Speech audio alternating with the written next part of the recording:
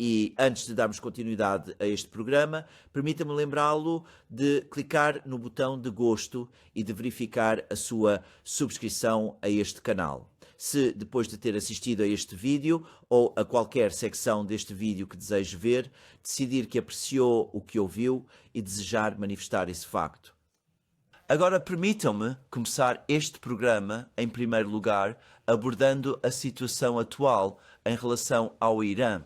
E vou sugerir que a melhor explicação para alguns dos acontecimentos que se desenrolaram nas últimas 24 horas é que a sombra de Moscou caiu agora sobre o Irã e o Golfo Pérsico e que é a entrada da Rússia que está começando a alterar o cálculo estratégico.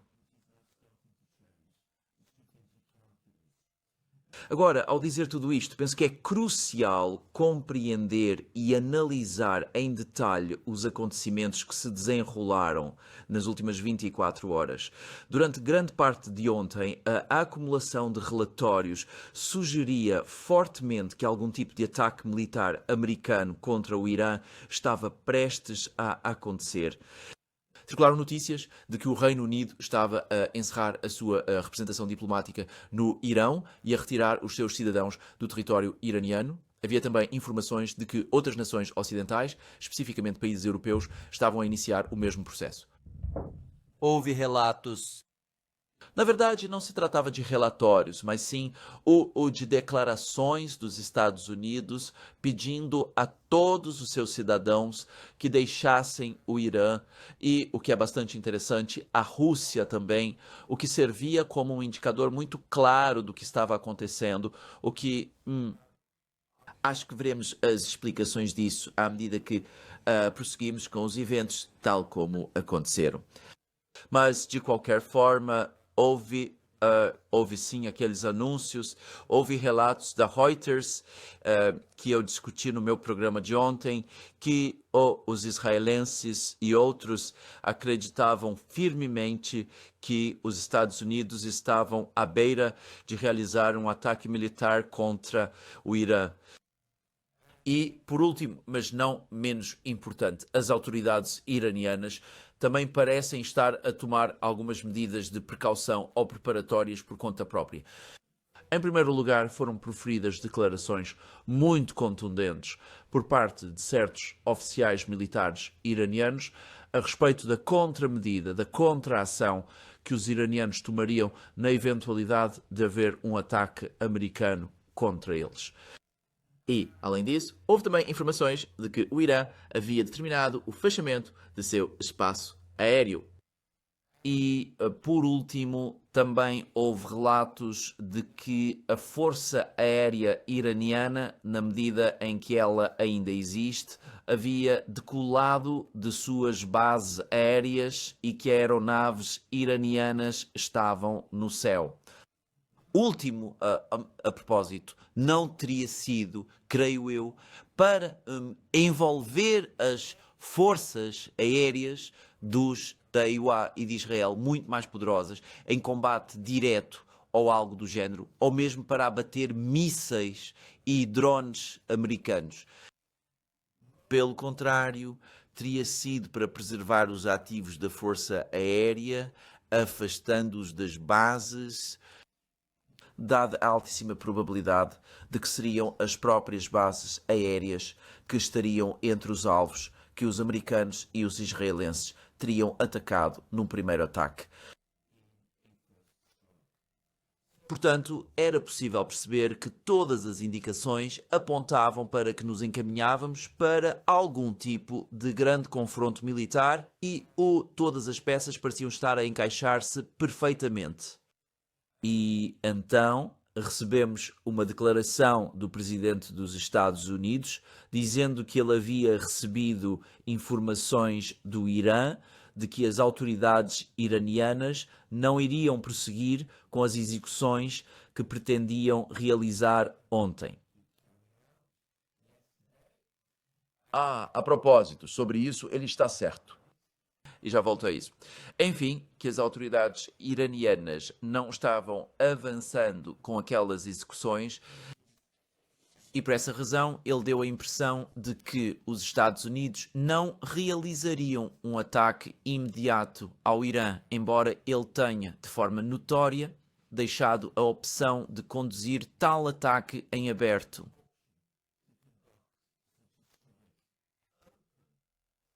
E, a partir desse momento, pelas próximas poucas horas que se seguiram, sinais indicadores evidentes de uma desescalada da situação começaram a se manifestar e a aumentar. No entanto, é crucial e fundamental ressaltar que a crise ainda está muito longe de ser considerada terminada. Há relatos de que um grupo de porta-aviões da Marinha dos Estados Unidos, liderado pelo porta-aviões da Marinha Americana, o USS Abraham Lincoln, está sendo reposicionado para a região do Golfo Pérsico, vindo do Mar da China Meridional. Pode levar uma semana, talvez, para chegar à estação e, presumivelmente, quando o fizer, precisará de algum tempo para se preparar para um ataque militar contra o Irão, se esse for, de facto, o plano. Então, talvez estejamos a falar de uma semana a 10 dias antes que mais recursos militares americanos cheguem ao local. E há relatos esta manhã na mídia nos Estados Unidos de que os Estados Unidos também estão planejando ou considerando ataques ao Irã usando mísseis Tomahawk, mísseis de cruzeiro Tomahawk e também aeronaves de longo alcance baseadas no próprio território continental dos Estados Unidos. Em outras palavras, bombardeiros estratégicos, os bombardeiros B-2, do tipo que foram empregados no ataque contra Fordow e as outras instalações nucleares iranianas durante a Guerra dos 12 Dias, ocorrida em junho passado. Talvez outros bombardeiros mais antigos, os B-1s e até mesmo os B-52. Então, as peças continuam a se mover, parecem estar se encaixando no tabuleiro, mas o presidente Donald Trump, de fato, sinalizou uma desescalada de curto prazo. E, ao longo das últimas 2 horas, a situação parece ter-se acalmado e regressado à normalidade. Recebemos informações, há um artigo publicado no Financial Times hoje, de que aliados árabes dos Estados Unidos, os Estados do Golfo, têm estado a aconselhar urgentemente a administração para cancelar o ataque ao Irão. Eles não querem ver uma crise maior que possa perturbar o mercado de petróleo. E, acima de tudo, eles não desejam que os iranianos tomem medidas para fechar o Estreito de Hormuz, o que os iranianos, ao que parece, consideraram seriamente essa possibilidade durante a Guerra dos 12 Dias, lá em junho. Se o Estreito de Hormuz fosse fechado, é óbvio que isso teria um grande impacto nos mercados de petróleo. Isso resultaria num aumento bastante significativo no preço do petróleo, para dizer o mínimo. Mas isso também bloquearia as exportações dos produtores de petróleo árabes que enviam a maior parte do seu petróleo, a grande e esmagadora maioria do seu petróleo, através do Golfo. Então, especificamente através da o Estreito de Hormuz e, naturalmente, se houvesse uma interrupção de longa duração na sua capacidade de transportar petróleo para o mundo, bem, isso teria um impacto devastador na sua economia, nas suas economias e talvez a médio e longo prazo na sua estabilidade interna também. Portanto, é compreensível porque os Estados do Golfo, deixando de lado suas muitas outras preocupações, ficaram extremamente alarmados com as propostas para um ataque americano contra o Irã. É interessante observar como os Estados do Golfo e, a propósito, a Arábia Saudita, que há não muito tempo se encontravam entre aqueles que mais fortemente defendiam uma ação militar contra o Irã, depois de terem reconsiderado o assunto, agora mudaram completamente a sua postura e se tornaram cada vez mais opositores a esta ideia. De qualquer forma, então o que temos é uma estabilização neste exato momento. Agora, o artigo do Financial Times afirma que houve uma intervenção por parte de outro lado e nos foi dito que um oficial árabe informou o Financial Times que as esperanças estavam agora a crescer de que havia comunicação entre Teherã e Washington, alguma da qual pode ter sido assistida por um terceiro, como a Rússia ou Omã, e que isso poderia desenvolver-se em mais conversações nos próximos dias. Observe que entre os dois países que são mencionados aqui, ao lado de Omã, há também uma referência à Rússia. Isso é consistente com o que temos visto. Eu discuti esse assunto há 2 dias, e na verdade no meu programa de ontem também. O fato de que uma das coisas mais importantes, na verdade, o elemento crucial para o sucesso das autoridades iranianas em conter e reprimir o movimento de protesto que se espalhava por todo o Irã, foi o completo e deliberado apagão da internet e a interrupção total dos serviços de telefonia móvel, mas principalmente, e o que é mais importante, o bloqueio dos terminais Starlink no Irã. Ora, continua a haver uma certa discussão sobre quem terá fornecido ao Irão não apenas a tecnologia necessária, mas suspeito também os meios para efetivamente bloquear os terminais Starlink. O Irão claramente não possuía esses meios na época da guerra de 12 dias de junho de 2025. Os russos ou os chineses, de fato, possuem um nível de especialização tão elevado e por isso estariam em uma posição de fornecer toda a tecnologia necessária ao Irã. Mas permitam-me, mesmo admitindo que o Irão é, em muitos aspectos, um país sofisticado com muitas pessoas com boas formações técnicas, eu me pergunto se as autoridades iranianas teriam tido a capacidade de assimilar, absorver e usar esta tecnologia no tempo relativamente curto desde que lhes foi fornecida em junho. Estou só a dizer. O Brian Bolitik, do The New Atlas, fez questão de salientar que pode demorar um período de tempo bastante considerável antes que um país ao qual tenha sido fornecida uma tecnologia de ponta ou um sistema de armamento sofisticado consegue absorver e assimilar completamente e entender a melhor forma de o utilizar com eficácia. Isso me sugere de forma muito clara que há pessoas no terreno, seja da Rússia ou da China, ou possivelmente de ambos os países, que estão a auxiliar os iranianos a utilizar esta tecnologia e que nos últimos 2 dias essas pessoas foram colocadas em ação. Agora, eu diria que isto também pende a balança mais para o lado dos russos, como os principais intervenientes neste jogo. A China, sem dúvida, possui esta tecnologia, mas, pela minha experiência, eles tendem a ser mais contidos, para dizer o mínimo, sobre colocar as suas pessoas em uma situação de perigo.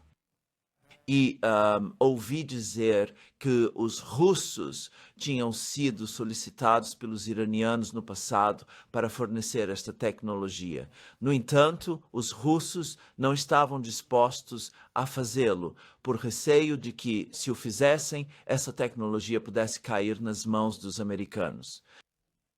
Mas é claro, se os russos enviaram sua própria gente e estão a conduzir esta operação no Irão eles próprios, então isso pode atenuar essa preocupação. E também, se me permite dizer, seria também muito mais consistente com aquilo que eu sei daquilo que os russos costumam fazer. Os russos, historicamente, têm demonstrado uma propensão regular para enviar indivíduos para situações de alto risco, muito mais do que os chineses o fizeram até o momento.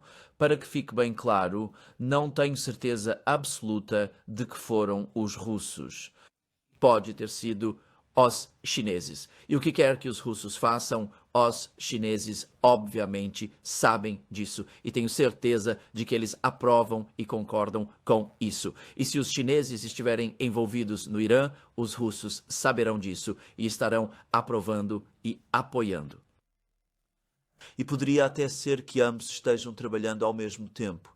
Mas parece-me mais provável que, já que estamos falando do Irã, um país mais próximo da Rússia, de certas formas que sejam russos, os próprios russos que estão presentes no Irã neste momento. E a propósito, isso seria uma grande concessão dos iranianos também. Os iranianos, muitas vezes, na verdade, com frequência, demonstraram grande relutância, de facto, grande desconforto em permitir que estrangeiros desempenhem papéis nos seus sistemas militares e de segurança internamente. Eu me lembro de como, lá em 2015, houve um enorme alvoroço no Irã quando se descobriu que os russos estavam utilizando bases aéreas iranianas para apoiar o seu contingente militar na Síria. Mas aí houve uma grande comoção e muitas reclamações no parlamento iraniano a respeito disso. Aí o acordo teve de ser cancelado, o que, eu sei, irritou bastante os russos. Então, os iranianos são muito, muito relutantes em permitir a entrada de pessoas de fora no Irã, mas pode ser que, percebendo, na verdade, todos os fatos, todos os elementos, sugerem que os iranianos, provavelmente, entendendo que uma repetição da tentativa de mudança de regime que foi feita em junho de 2025 estava a caminho, que eles sentiram que não tinham outra alternativa, que permitiram que os russos entrassem e operassem os sistemas de interferência, que bloquearam os terminais Starlink e que foi exatamente isso que aconteceu. Devo dizer que o Alistair Crook, ex-diplomata britânico, alguém com vasta experiência no Médio Oriente, alguém que conhece muito bem os iranianos e fala a sua língua, e alguém que conhece muito bem o mundo árabe e fala a língua de lá, e alguém que também conhece o Israel muito bem, e cuja esposa também é fluente em hebraico, e os dois, em conjunto, acompanham com muita atenção a mídia israelense, especificamente a mídia israelense de língua hebraica. De qualquer forma, Alistair Crook disse publicamente que após a reunião que ocorreu entre Trump e Netanyahu em, creio eu, 28 de dezembro, Os meios de comunicação israelenses, especialmente os de língua hebraica, e a mídia israelense afirmava categoricamente que Donald Trump deu a Israel luz verde para retomar a operação, para completar o trabalho inacabado da guerra de junho de 2025.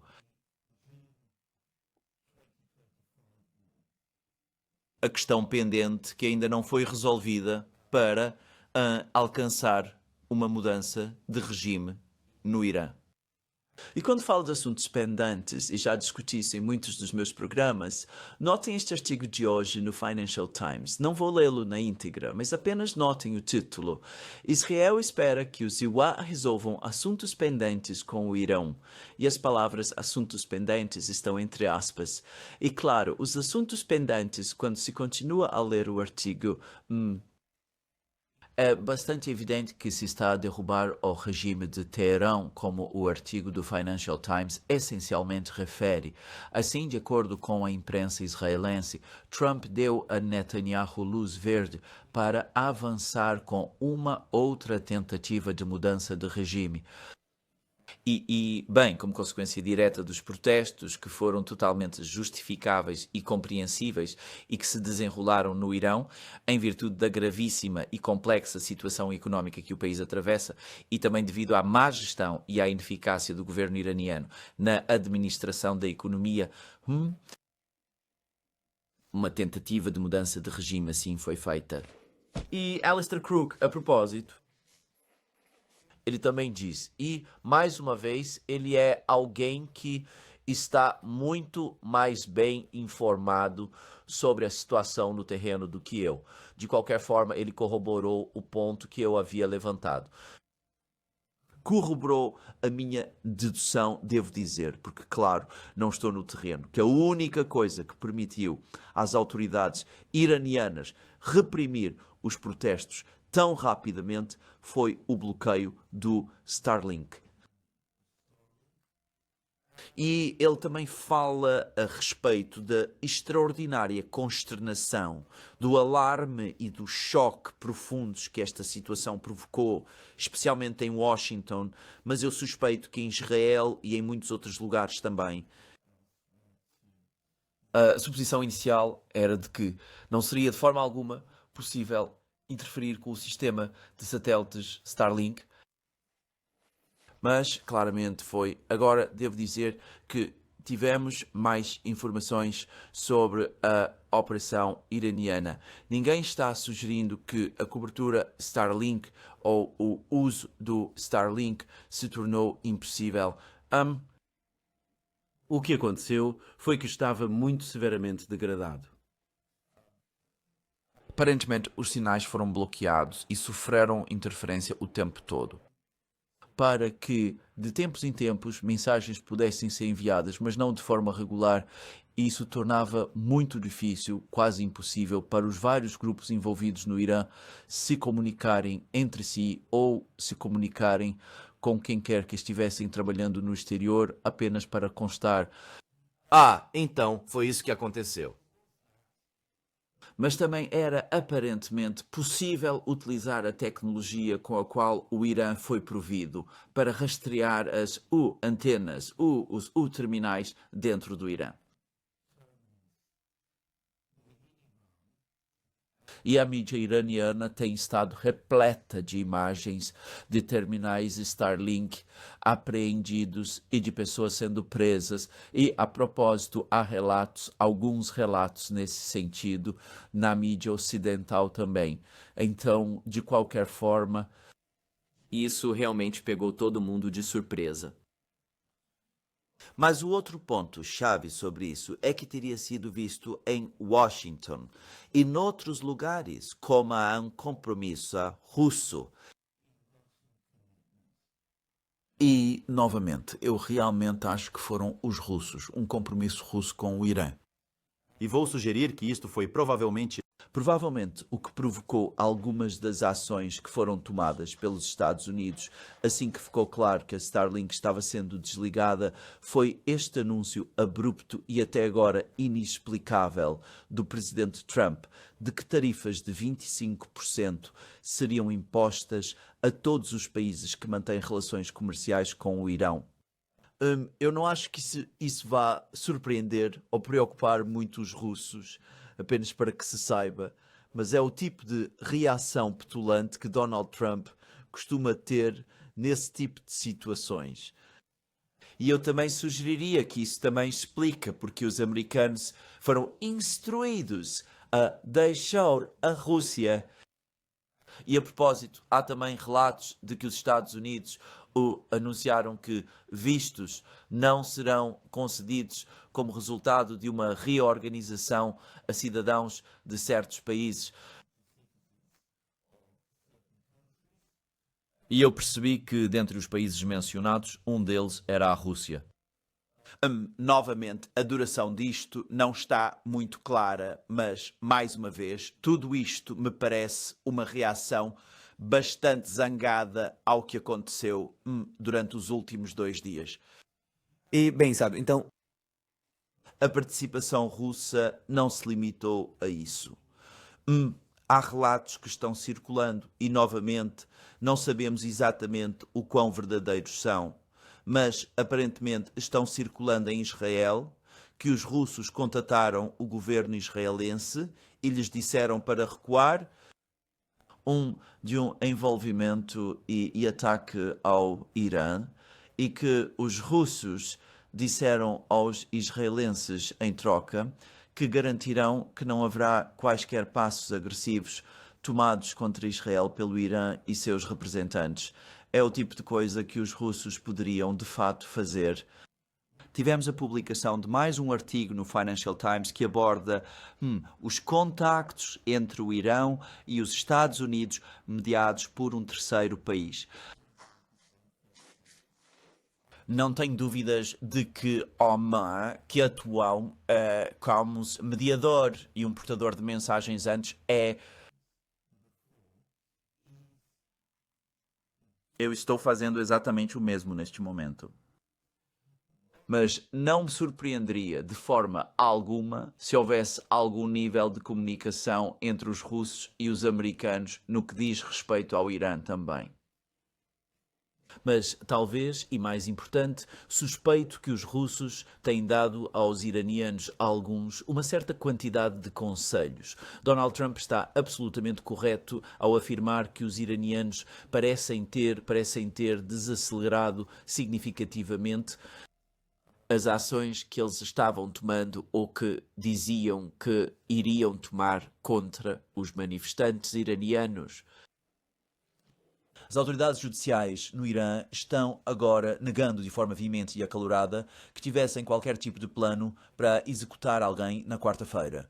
E, especificamente, eles estão negando especificamente que certos indivíduos nomeados que supostamente ou alegadamente foram noticiados no Ocidente como estando na fila para serem executados na quarta-feira seriam de facto executados. Tudo o que eu teria a dizer sobre esse assunto é que eu acompanho a mídia iraniana de forma muito, muito atenta. E eu já deixei isso bem claro. E me pareceu, foi claramente visível para mim que as autoridades iranianas, incluindo o próprio governo iraniano, as autoridades judiciais estavam dando todos os indícios de que, de fato, iriam avançar rapidamente para a tomada dessas medidas. Talvez na quarta-feira, só para dizer. Quer dizer, mas esta mudança na retórica sobre esta questão do Irã tem sido muito grande e tem acontecido de uma forma muito abrupta.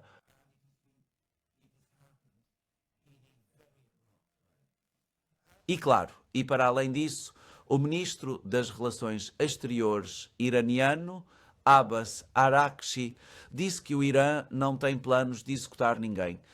Então, lá ele falou sobre o fato de que os iranianos não possuem planos e que não pretendem recorrer ao enforcamento, embora eles já o tenham feito. Isso tem sido, pelo que me consta, algo que os iranianos praticaram no passado. Quer dizer, isso faz parte da sua cultura jurídica. De qualquer forma, novamente, Eu me pergunto, e aqui mais uma vez, gostaria de salientar, não sei, mas me pergunto se lhes foi dado um conselho muito forte para não fazerem isso. E se, por acaso, essa forte recomendação veio de Moscou para que não fizessem isso. Em primeiro lugar, Seria intrinsecamente errado. Em segundo lugar, seria muito mais provável que isso viesse a inflamar a situação dentro do próprio Irã, em vez de conseguir pacificá-la. em terceiro lugar, Isso causaria um dano massivo à reputação internacional do Irã. E, em quarto lugar, negaria a Donald Trump a saída que ele talvez queira usar para recuar de um ataque contra o Irã neste momento. Trump falou sobre o fato de que ele estaria disposto a tomar medidas concretas para a proteção dos manifestantes iranianos. Se porventura as autoridades iranianas começassem a executar publicamente os manifestantes, então ele poderia se encontrar numa situação de pressão imensa e inegável para cumprir a sua própria ameaça. parar as execuções, parar esta linha industrial de execuções que parecem estar ameaçadas. Isso elimina completamente aquele pretexto. E, a propósito de tudo isso, aquilo que estávamos a discutir, Aquele curso que pode ter levado o Trump a tomar esta ação,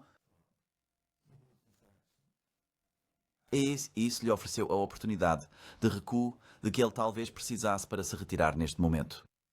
Pois. Há um certo nível de especulação em tudo aquilo que eu acabei de dizer. Eu não sou, obviamente, informado sobre nada disto pelos russos, pelos iranianos, pelos americanos, pelos Estados Árabes do Golfo ou por mais ninguém. Mas eu consigo ler os vários comunicados, consigo ver as mudanças e as alterações que ocorrem. Acredito que o elemento fundamental para se entender o que realmente aconteceu foi a falha do sistema Starlink. Isso, para mim, parece apontar de forma inequívoca para a responsabilidade de Moscovo e, na verdade, parece-me que tudo isto parece indicar que os russos estão, de alguma forma, envolvidos. Existe, aliás, mais um ponto a ser mencionado. No entanto, é preciso ter muita cautela aqui, porque isto é uma dedução baseada num facto negativo. Até agora, os russos e os iranianos estão notavelmente se abstendo de relatar quaisquer contatos que possam ter entre si. Agora, isso me parece de facto bastante estranho. Os russos têm feito declarações públicas bastante diretas e inequívocas contra qualquer tipo de ataque ao Irã e qualquer tentativa de mudança de regime por lá. Houve declarações nesse sentido vindas do Ministério das Relações Exteriores da Rússia. Seria perfeitamente natural que Pezeshkian ou Araghchi tivessem contactado os seus homólogos em Moscovo, nomeadamente Putin e Lavrov. Não temos qualquer notícia até ao momento de que algo assim tenha ocorrido, e isso parece-nos de facto muito estranho. E eu sugeriria que, na verdade, provavelmente significa o oposto, que tem havido muita comunicação entre Moscou e o Irã, mas que os russos e os iranianos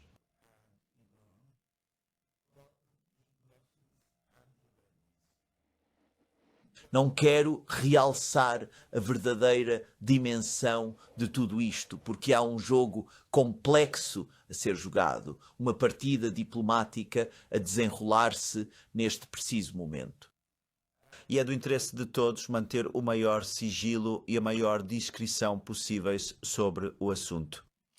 De qualquer forma, é o que temos. Por enquanto, ou pelo menos por agora, parece que temos uma pausa, mas é uma pausa, a tarefa inacabada, aquela de que o Financial Times falou e sobre a qual eu também me pronunciei. A concretização da alteração do regime no Irão ainda se encontra por concluir. Há relatos nos Estados Unidos de que o presidente Trump teve uma reunião com a sua equipa de segurança nacional e lhes disse que só aceitaria um ataque ao Irão se este garantisse uma mudança de regime naquele país. Ele não quer uma guerra longa e prolongada. Ele não quer qualquer indício de presença militar americana em solo. Ele quer uma rápida operação de mudança de regime, derrubando o governo iraniano, e quer que qualquer ação militar garanta esse resultado. Então, eu deixei de lado, neste momento, a pergunta sobre o porquê de Donald Trump imaginar que uma mudança de regime no Irã seria benéfica para os Estados Unidos.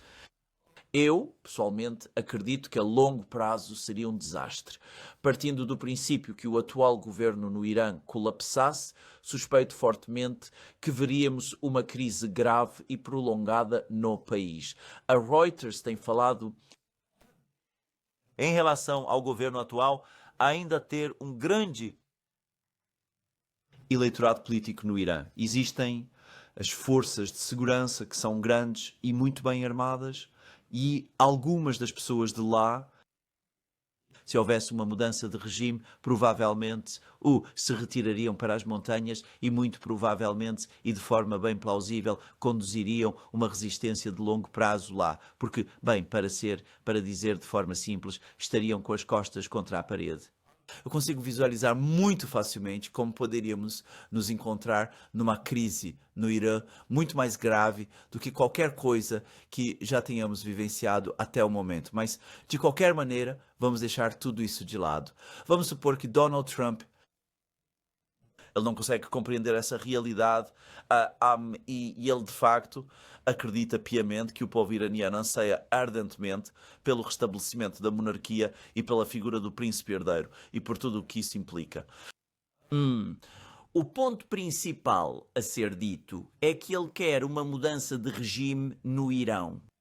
O objetivo que se apresenta neste momento, aquele que o presidente dos Estados Unidos da América está a debater intensamente com a sua própria equipe de segurança nacional e com o qual os israelenses agora se alinharam abertamente, é, como o prestigiado Financial Times o descreve, a derrubada do regime em Teherã. Então o objetivo é mudança de regime. Nós nos afastamos muito da situação de junho, onde tudo deveria ser sobre o programa iraniano de enriquecimento nuclear. Agora é, sem rodeios, mudança de regime. Há outras desculpas que são apresentadas ou razões que são dadas, como, por exemplo, o fim do programa de mísseis balísticos do Irã e tudo mais, mas é evidente que o objetivo principal é tentar alterar o governo do Irã e substituir o governo atual por um governo pró-ocidental, um governo pró-americano e pró-ocidental. E, por falar nisso, para desferir um golpe significativo nos BRICS. De qualquer forma, esse é o principal objetivo, mas o Trump aparentemente não deseja ser arrastado para qualquer situação que possa se assemelhar a uma guerra prolongada. Ele se lembra do Iraque e do desastre que aquilo se revelou ser. Ele talvez tenha algum conhecimento sobre a Líbia também e até mesmo da Síria. Eu suspeito que, no fundo da sua mente, certamente deve estar presente a grande guerra da sua juventude, o conflito no Vietnã, e ele provavelmente se recorda de quão incrivelmente divisivo e profundamente destrutivo para o cenário político interno dos Estados Unidos aquele período foi. E talvez ele até tenha alguns vislumbres de conhecimento sobre a extensão e a profundidade com que a guerra no Vietnã causou grandes problemas para a economia dos Estados Unidos, que não foram totalmente superadas até os dias de hoje. Então ele não quer ser arrastado para uma luta prolongada, mas ainda assim deseja uma mudança de regime. Isso nos indica que a situação permanece bastante instável. Se ele sentir que um ataque pode de fato conseguir uma mudança de regime, ele poderá muito facilmente e com grande probabilidade autorizá-lo. Bem, o que eu diria, no entanto, é que partindo do pressuposto de que este relatório é verdadeiro e que ele de fato reflete os seus sentimentos mais genuínos, se as autoridades iranianas forem capazes de alcançar uma estabilização de longo prazo no Irã, o que não se resume apenas ao controlo das ruas pelas forças de segurança, mas também à estabilização da situação económica,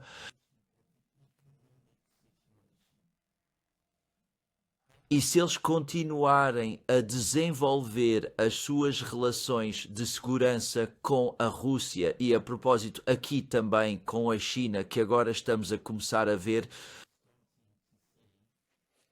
então existe uma possibilidade de que a ameaça de uma mudança de regime, a ameaça de um ataque militar contra o Irã, possa começar a diminuir. E, a propósito, os elementos para a realização disso estão disponíveis. Agora, permitam-me retornar novamente à situação do colapso do real, que se deu há 2 ou 3 semanas.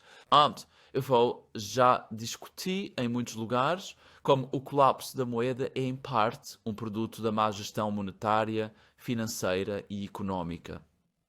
no Irã, uma situação que já existe há muito tempo, mas que foi agravada pelas políticas do presidente Pezeshkian e de seus funcionários, as quais não foram devidamente pensadas nem adequadamente implementadas.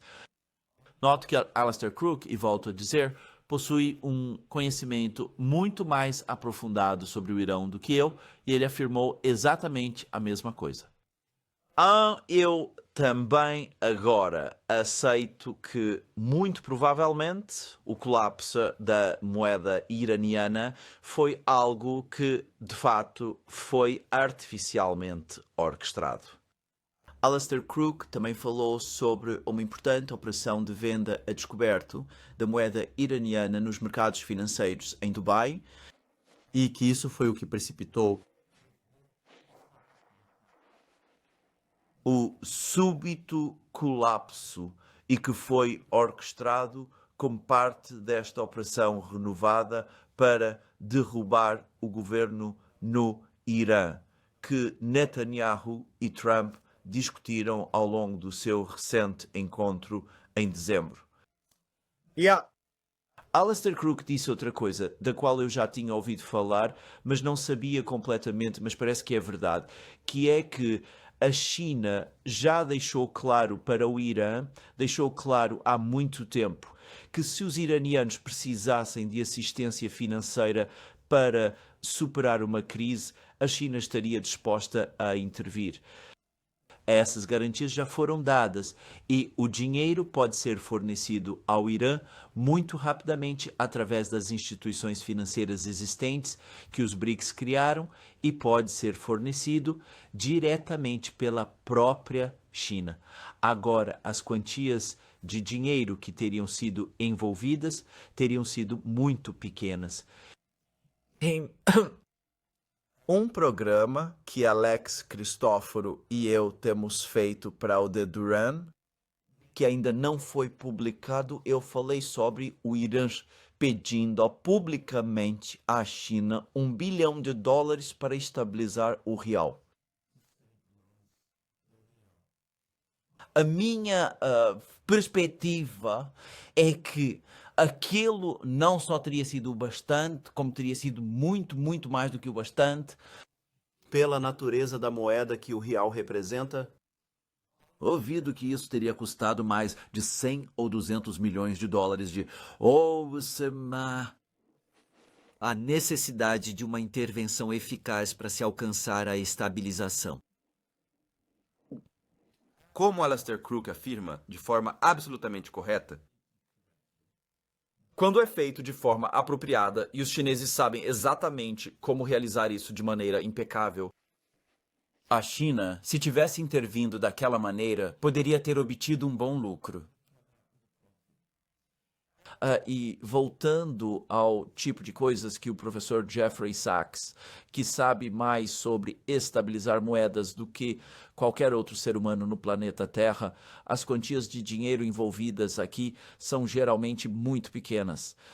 O simples facto de a China estar a intervir já teria sido suficiente por si só para provocar uma estabilização tanto da moeda como do ânimo no Irão. Não só teríamos visto a moeda estabilizar, como provavelmente teríamos começado a observar a primeira estabilização na economia interna e os primeiros indícios de que a inflação dentro do Irã estava a começar a diminuir. Tudo o que era necessário era uma simples chamada telefônica para Pequim. Não existe nenhum indício de que isso tenha sido sequer produzido. Nenhum dos oficiais do governo iraniano parece ter sequer cogitado essa possibilidade. Em vez disso, recebemos um catálogo de declarações, incluindo as do governo iraniano, de que tudo isso foi causado por sanções e que nessa situação o espaço de manobra que as autoridades iranianas tinham era muito limitado e que havia muito, muito pouco que pudessem fazer. Dizer esse tipo de coisa, obviamente, não vai de forma alguma restaurar a confiança. Pelo contrário, só vai miná-la. Quando há algo que esteja ao seu alcance fazer, Não faz muito sentido sair e falar daquela maneira. O Irã se acostumou muito, ao longo dos últimos 40 anos, a tentar fazer tudo por conta própria. Agora é um membro do BRICS. Deveria tirar proveito dessa situação. Deveria tirar muito mais proveito dessa situação do que tem feito. E se o fizesse, então não só estabilizaria a sua própria situação interna, como também provavelmente criaria as condições para que o tipo de operações de mudança de regime que vimos em junho e que, sem dúvida, vimos desenrolar-se este mês, começassem a parecer tão difíceis que provavelmente os Estados Unidos começariam a reconsiderar e a voltar atrás nelas. Só estou dizendo. De qualquer forma, é tudo o que tenho a dizer sobre a situação no Irã neste momento. Minha percepção é que estamos num período de talvez uma breve estabilização. A forma como as coisas se desenrolarão nas próximas semanas, eu suspeito, dependerá das decisões que terão de ser tomadas na própria capital, Teherã. Mas o Irã não está sem amigos. Precisa deixar os seus amigos ajudá-lo. E a propósito, precisa ouvi-los atentamente sobre as questões da sua própria governação interna. Precisa também abordar as críticas que estão a surgir de dentro da sociedade iraniana. E se tudo isso realmente acontecer bem, poderemos começar a vislumbrar uma solução para o problema.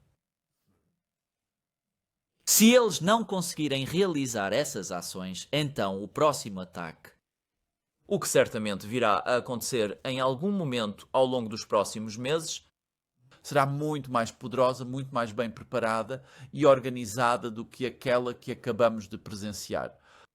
De qualquer forma, essa foi a minha discussão sobre a situação no Irã.